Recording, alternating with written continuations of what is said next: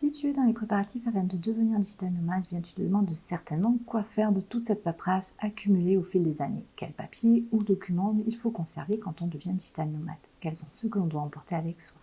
Dans ce nouveau contenu d'information gratuite pour devenir digital nomade, nous allons voir ensemble que faire de tes papiers et les documents indispensables pour voyager en tant que digital nomade.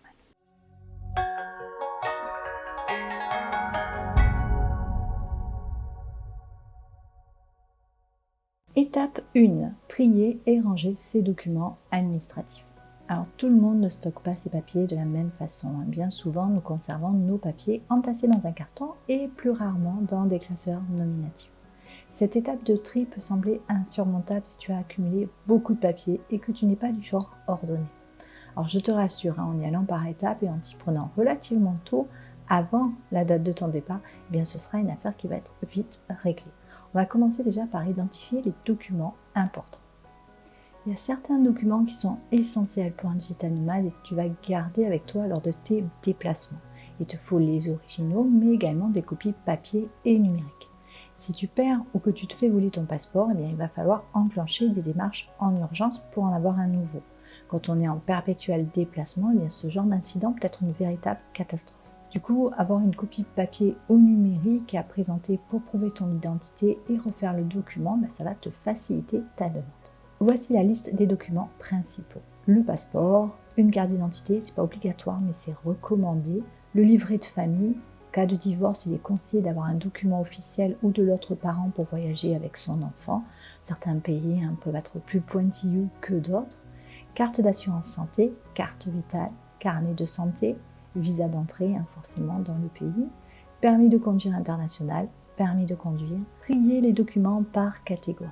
Pour faciliter le tri de tes papiers, je te propose de les ranger par catégorie. Par exemple, tu vas faire une catégorie papier d'identité, état civil et famille, entreprise, véhicule, logement, finances, santé, impôts, etc.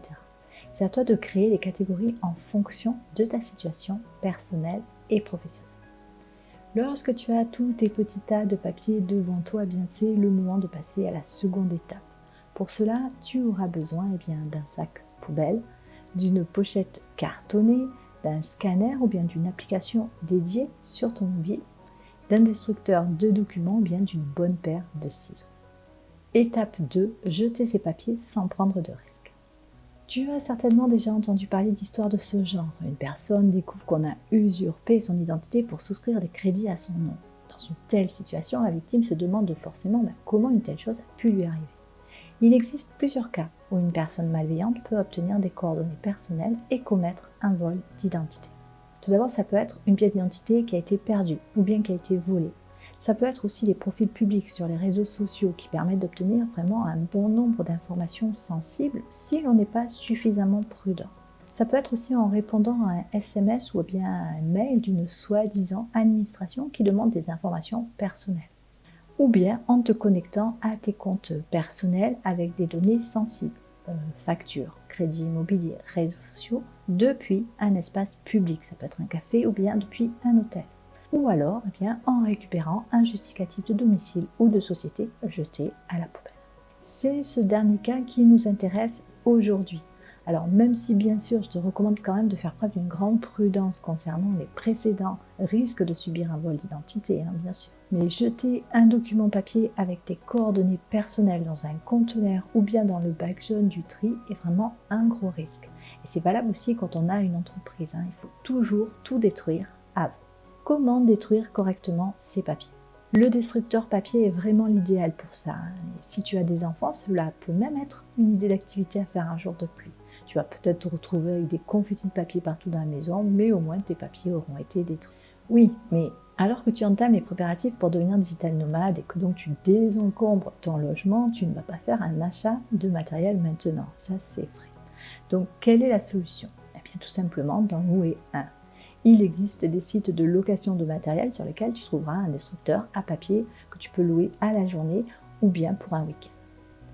L'autre solution, c'est de tout découper en petits morceaux. Il ne doit rien rester de lisible ou de récupérable, puis de les jeter séparément dans le bac jaune. On ne sait jamais, imagine que notre futur escroc soit amateur de puzzle. Il ne faut vraiment lui laisser aucune chance de reconstituer tes papiers. Alors je sais que cela peut sembler excessif, mais bon, pourquoi prendre des risques inutiles? Quels sont les documents à conserver? Bien sûr, tous tes papiers ne doivent pas être jetés. Dans certains cas, il te faudra conserver les originaux, comme par exemple tes fiches de paye, et ce pendant une certaine durée. Et même en faire une copie numérique pour plus de sécurité. Pour savoir quels sont ces documents à conserver, rends-toi sur le site de service-public.fr, je te mets le lien direct sous cette vidéo. D'autres papiers peuvent être numérisés, les analyses médicales, les relevés de compte bancaire, les avis d'imposition, les factures d'énergie ou de matériel, etc.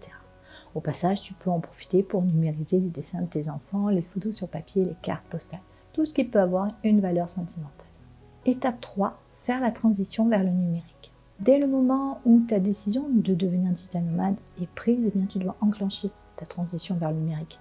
Il faut commencer à réduire à néant ou presque les courriers papier que tu reçois. Alors pour cela, tu vas commencer par noter le nom des organismes qui t'envoient une facture, un relevé en format papier. Puis tu vas les contacter afin de demander à être notifié en ligne. Dans certains cas, tu peux faire la modification dans ton espace membre en choisissant l'option facture électronique. Il peut s'agir de ta banque, des impôts, de ton fournisseur en téléphonie, en électricité, etc. Tu vas également leur fournir une adresse mail de contact. Pour vos prochains échanges, eh bien c'est ce moyen que tu vas privilégier. Si cela n'est pas possible avec ta banque, il est peut-être temps d'en changer pour une banque adaptée au digital nomade. En ce qui concerne les impôts, les échanges par mail se font sans aucun souci. Nous l'avons fait pendant de très nombreuses années. Scanner les documents à conserver. Tu as tout trié, bien tout séparé par nom d'organisme, rangé par catégorie et dans l'ordre chronologique. Et puis on va passer maintenant à l'étape de numérisation. Alors, si tu n'as pas de scanner à plat chez toi, il n'y a pas de souci. Je te conseille d'utiliser et de télécharger l'application pour mobile Scanner Pro. C'est avec cette application que tu vas scanner une par une tes feuilles de papier. N'oublie pas de nommer ces documents afin de les retrouver plus facilement. En ce qui concerne le nommage de tes documents, tu peux procéder de cette façon. Tu marques date, -du 8, nom du document, tout accroché, sans espace et sans accent. Lorsque tu as fini de tout scanner, il ne te reste qu'à conserver les originaux obligatoires dans une pochette et dans un carton, voire une valise pour plus de protection chez un proche par exemple. Les stocker dans un espace en ligne sécurisé. Lorsque tu auras numérisé les papiers à conserver, crée également des dossiers avec le nom de ces catégories dans ton service de stockage et de partage en ligne, Dropbox, Google Drive ou OneDrive. Tu peux aussi créer des sous-dossiers par année. Avoir une bonne organisation dans le classement de tes documents va te permettre de les retrouver plus facilement. Conserver une copie sur ton téléphone. Pour accéder rapidement et pour plus de sécurité, garde une copie des documents importants stockés sur ton mobile en utilisant Adobe PDF. Avoir tous les documents accessibles en un toucher sur ton téléphone te fera gagner beaucoup de temps. Alors, en écoutant cette vidéo, tu te dis peut-être que cela va te prendre un temps monstrueux pour tout trier, classer, etc. C'est vrai que ça ne se fera pas en 10 minutes chrono, mais c'est un passage obligé dans l'avancement de ton projet de vie nomade. Et puis aussi, ça te prépare à ta nouvelle organisation. Au fil de tes déplacements, tu auras de temps en temps l'occasion de scanner et de ranger des papiers. Ça peut être une facture d'achat de matériel, un examen médical, etc. Alors, autant prendre de bonnes habitudes dès à présent. C'est le moment de passer à l'action. Il ne te reste plus qu'à planifier une journée ou deux afin de mettre en pratique tout ce que je viens de te partager. Je te laisse et on se retrouve très vite pour une nouvelle vidéo.